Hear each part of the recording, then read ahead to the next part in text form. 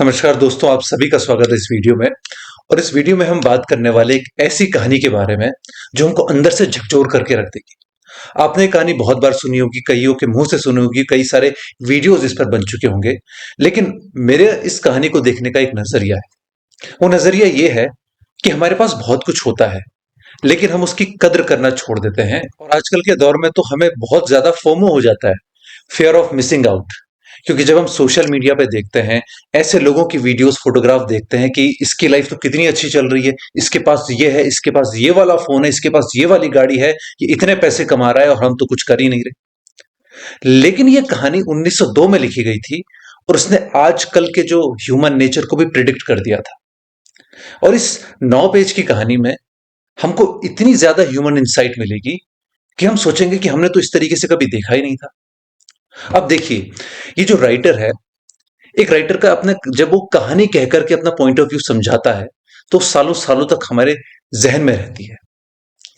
ये कहानी है मिस्टर वाइट, मिसेस वाइट और उनके पुत्र हर्बर्ट की।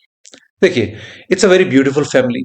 तीनों की तीनों खुश हैं। हर्बर्ट काम पे जाता है, जितना धन हो उतना लेकर के आता है, सब कुछ अच्छा चल रहा होता है। लेकिन एक दिन सर्दी की रात को उनके घर में कोई आ जाता है। मेजर सार्जेंट मॉरिस उसका नाम होता है और वो इंडिया से आता है। नाउ, इंडिया में वो 21 साल गुजारे हैं उसने। और 21 साल गुजारने के बाद उसने बहुत सारी ऐसी चीजें देखी हैं जो वो उन लोगों को बताएगा, किस्से कहानियां सुनाएगा। क्योंकि तब तो स्मार्टफोन्स होते नहीं थे कि वो व्लॉगिंग कर दे तो आप वीडियो देख लो। तब ऐसा कुछ नहीं होता था। तब सिर्फ एक चीज होती थी कि सामने वाला व्यक्ति कहीं घूम करके आया है एंड आप उसके मुंह से सुनोगे या उसकी लिखी हुई कोई किताब पढ़ोगे। तो सार्जेंट मेजर मॉरिस उनके घर पर हैं और मिस्टर वाइट किस्से कहानियों के बीच में उनसे एक सवाल पूछते हैं कि आप एक बंदर के पंजे के बारे में बता रहे थे, हमें बताइए। और मेजर मॉरिस कहता है कि बंदर के पंजे के बारे में, हाँ हाँ, वो मंकीज पॉ, हाँ वो एक जादुई चीज है, पर कोई कोई बड़ी बात नहीं है।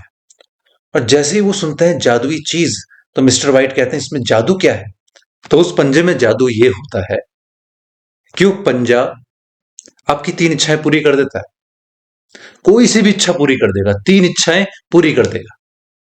और ये कोई उसकी खासियत नहीं है, जादू नहीं है, ये श्राप है। एक फकीर ने उस पर श्राप डाला हुआ है। ये श्राप उन लोगों पर काम करेगा जो लोग अपनी किस्मत से ज्यादा उछलने की कोशिश करेंगे, जो उन चीजों को मांगने की कोशिश करेंगे जो उनके नसीब में है ही नहीं, और पछताएंगे। और ये बात सुनकर के mister white, Mrs white, Herbert सोचते हैं ये क्या बोल रहा है। और सीधे हर्बर्ट पूछता है कि भाई, तो तुमने तो अपनी 3 इच्छाएं पूरी कर दी, क्योंकि तुम्हारे पास तो ये मौजूद है तुम्हारे हाथ में। तो वो कहते हैं हाँ, मैंने अपनी तीनों इच्छाएं पूरी कर दी हैं, तीनों की तीनों इच्छाएं पूरी कर दी हैं।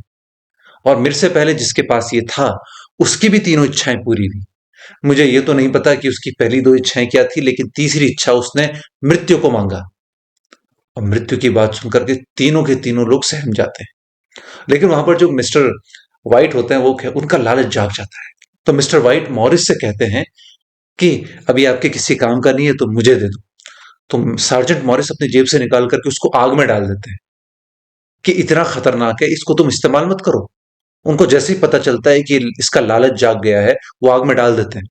लेकिन मिस्टर वाइट उसको आग से भी निकाल देते हैं कि इससे मैं अपनी इच्छा पूरी करूं। और उससे पूछते हैं कि अगर मुझे अपनी इच्छा पूरी करनी हो इस मंकीज पॉ से, बंदर के पंजे से, तो मुझे क्या बोलना पड़ेगा।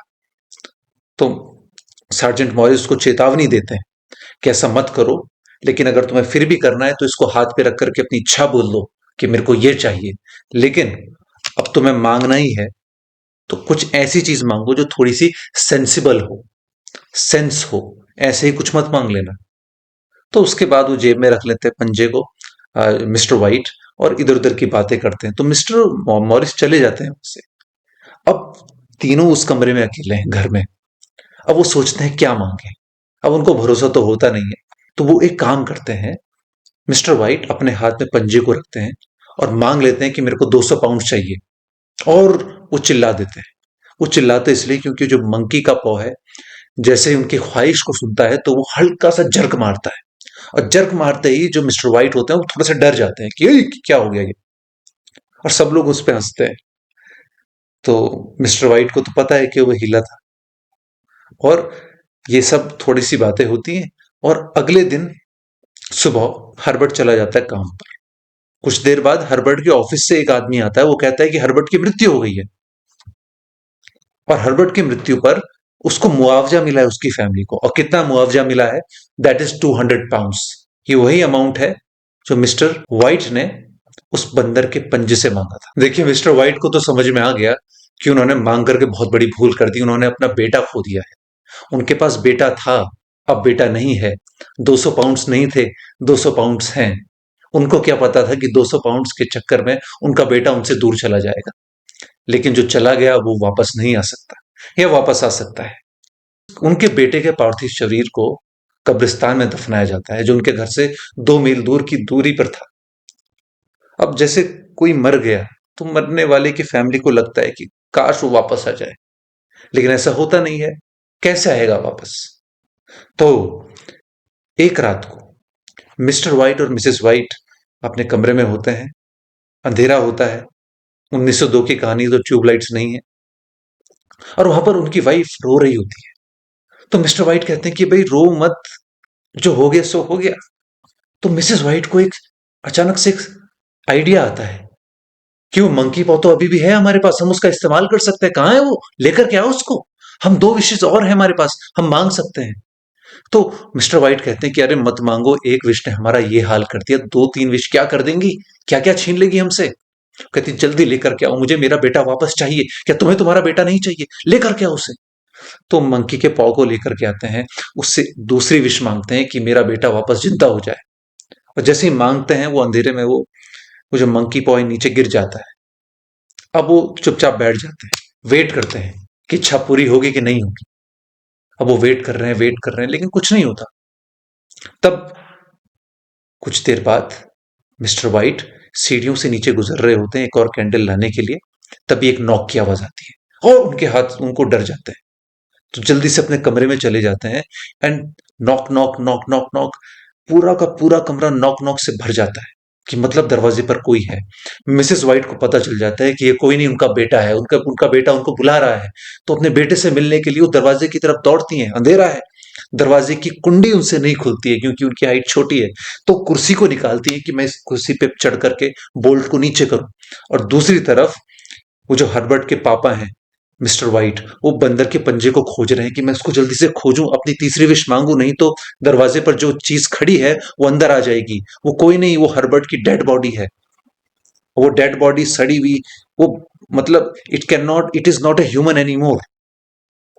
तो जैसे ही दरवाजा खुलने वाला होता है, वो अपनी तीसरी विश मांग लेते हैं, और दरवाजा खुल जाता है। माँ दरवाजा खोलती है, अब बाहर कोई नहीं होता है, और माँ रोने लग जाती है। तो माँ रोने लग जाती है, तो इसका मतलब यह है कि तीसरी विश पूरी हो गई। अब वो वहां पर कोई नहीं है। तो ये कहानी यहां पर खत्म हो जाती है। लेकिन अगर हम इसका एनालिसिस देखेंगे कि भाई the family in the beginning has everything, उस फैमिली के पास सब कुछ था, तो पैसा नहीं था। अब उस फैमिली के पास पैसा है, लेकिन सब कुछ जा चुका है। अगर उन्होंने कद्र की होती कि उनके पास जो जो है वो बहुत अमूल्य है। थैंक यू सो मच इस कहानी को सुनने के लिए। Thank you very much.